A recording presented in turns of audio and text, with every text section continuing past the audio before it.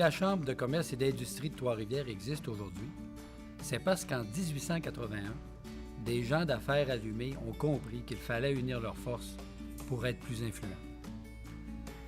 D'ailleurs, l'année suivante, après de multiples représentations de la Chambre de commerce du district de Trois-Rivières, le port est né.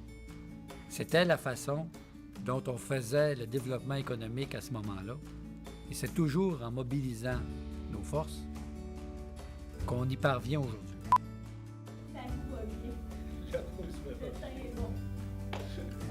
La première raison qui devrait motiver les gens d'affaires à être membres de la Chambre, c'est de nous permettre d'exercer notre pouvoir d'influence collectif.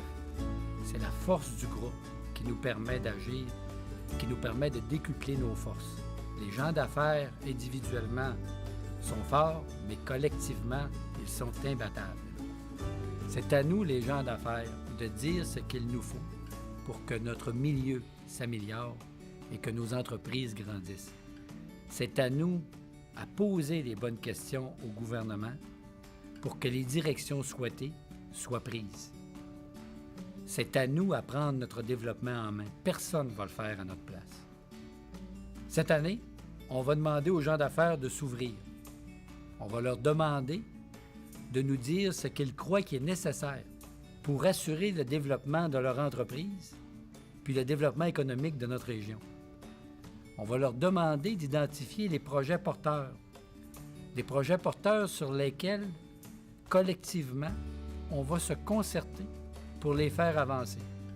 En d'autres mots, on a besoin des gens d'affaires pour aider la Chambre à bien assurer son rôle de représentation et d'influence. C'est en croyant à nos capacités, en forgeant notre opinion collective, en nous impliquant comme gens d'affaires, que nous allons assurer un milieu de vie exceptionnel à notre relève, à nos enfants, à nos petits-enfants. En d'autres mots, ensemble, il est temps de prendre notre développement en main et passer à l'action.